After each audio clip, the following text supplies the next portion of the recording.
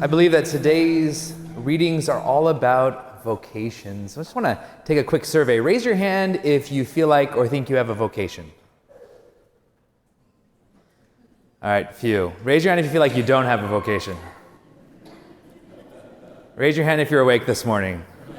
Not getting much back here, okay. Okay, maybe like half, I don't know, maybe. Is there a lot of I don't know out there? Maybe I do, maybe I don't, maybe I think so. Sadly, we've done a real bad job in our church talking about vocations. Because usually when we have Vocation Sunday, that means that we're usually talking about who? Priests and religious, right? In fact, we've kind of narrowed that so much so that we forgot that, in fact, all of us in this room, by the virtue of our baptism, have a vocation. All of us have a call in our lives. And in fact, that's what that word vocation means. It comes from the Latin word vocare, which means a call or to call. And we have a God who calls his people into an intimacy, who calls his people to come be people who live in the light and to be light for others. But I don't know about you, since we started getting this thing called, what's it called? The thing where you see who's calling you, caller ID, right? Oftentimes I see who's calling and I'm like, I really don't want to talk to you right now. And I kind of either let it go to voicemail or maybe even worse, this next generation will just text them back as they're calling you, right? Hey, what's going on? They don't want to talk to each other, huh? So answering the phone becomes a kind of a weird thing. And I think that's kind of bled into our lives, into our spiritual lives. And in fact, maybe when God calls, we hear it, but we don't want to respond. Because we know that call probably means giving up our lives for somebody else. And that universal call that we all share from the moment of our baptism is called a call to holiness. And that's another one of those things that we can kind of get weirded out by, right? You're like, me? Holy? What does that mean?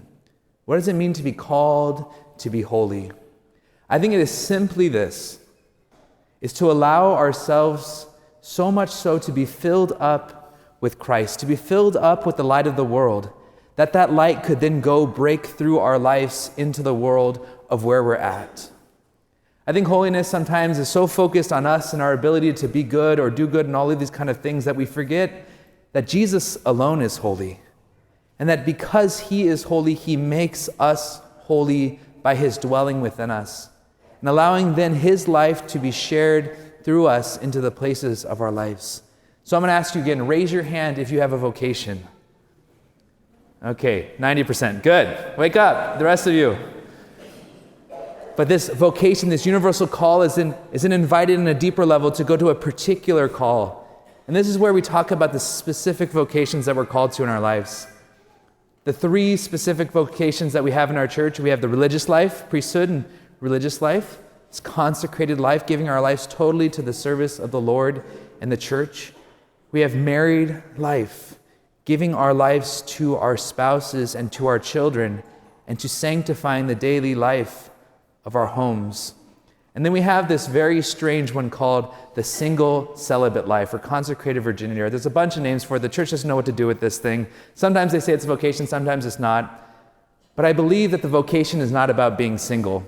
It's not about being a bachelor or a bachelorette. It's about celibacy. It's about saying, I want to be celibate for the sake of the kingdom. I want to give my life so that other people could come to know Jesus through my witness of my intimacy with him here below. Every single one of these particular vocations is a way to live out our universal call, which is holiness, to allow the light of Christ to be in us and to allow it to break into our world wherever we step foot. And then the third part about vocations is called our occupation, right? What we do for our work.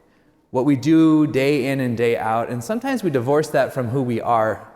But in fact, that's such an opportunity in that place to bring Christ, to bring the light of the world, to bring him into your workplaces and the things that you do 40 hours a week or more for many of us, huh? But oftentimes we seek vocation in the opposite sense, right?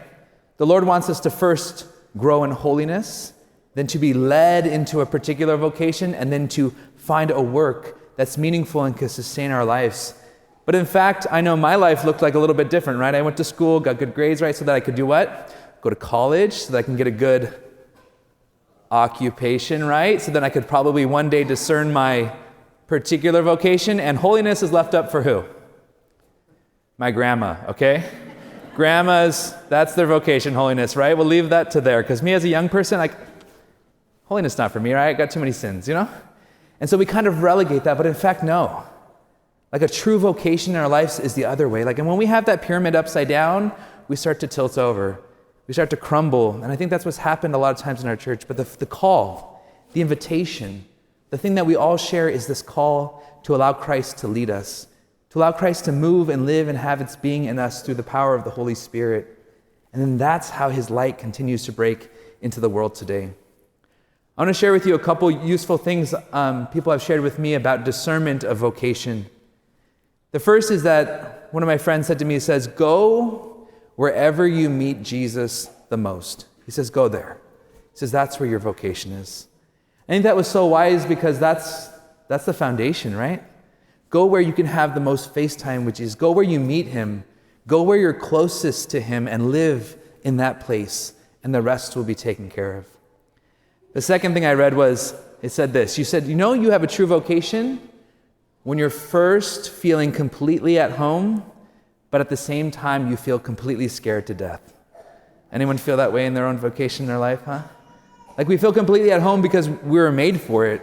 That God made us and intended us for a specific purpose here in this world. But also we're scared to death because we know that it's far beyond what we could ever do. This call to bring Christ into the world is beyond what our humanity can do. But that's why we have to rely upon Christ. It's not about Father Tim bringing some Father Tim light into the world. It's about Father Tim bringing Christ into the world. I think, though, our gospel today really strikes me in the boldness of what it means to respond to the call of Jesus. I don't know about you, but it strikes me as so strange that Jesus could be like walking along the shore, and he sees these guys in the boat, you know, Peter. He's like, hey, you, let's go. And then Peter, all of a sudden, what does he do? He leaves everything behind immediately, it says, and goes and follows Jesus. Does that shock anybody else here? Would we just go immediately, like, all right, whatever, I'm going to leave my family behind, let's go, you know? That's very shocking. But when we recognize the voice of the shepherd, and when we know that he wants what's good for us, following him and leaving things behind is not for our ill, but it's for our good. But I love what he tells these fishermen. You know, he calls them out of this previous way of life. He calls them from a specific work that they were doing. And he doesn't say to them, he says, I'm not going to make you like accountants of men, right? It's like, forget about the fishing thing completely, right? No, he says, I'm going to make you fishers of men. And what that teaches us is that Jesus is not going to ignore our past. He's not here to jettison all the things that we've known, all the gifts that we have, because all that stuff came from him. He's not going to leave our past behind because he wants to use our past. He wants to use our experiences and our skills and our wisdom for the future in our ministry.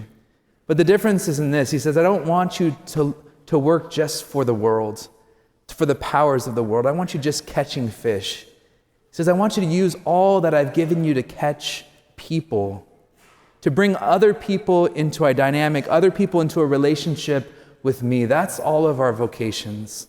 And I think sometimes in the church, sadly, what we do is we leave evangelization up to the priests and the deacons. But that's wrong.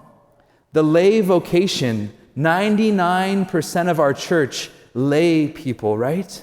The lay vocation is to minister to the world. The lay vocation is to bring the light of Christ outside these doors into the places, in your homes, in your workplaces, in all the places that you visit. Our lives are given for ministry to the church. And as we form a church, as we form community, then the community is supposed to go and to be ministers out into the world. And we forget this when we forget the importance and the foundational aspect of what it means to be called. Because at our baptism, we don't just receive a call into a community, we receive a mission to go out and to share this with others, right? Go, preach, and baptize, and bring other people into this relationship that you've experienced. So my hope for today, for all of us, is that we can be renewed in the call. We can be renewed in the reality that we, in fact, are people called to live in the light of Christ and to bring that light into the world.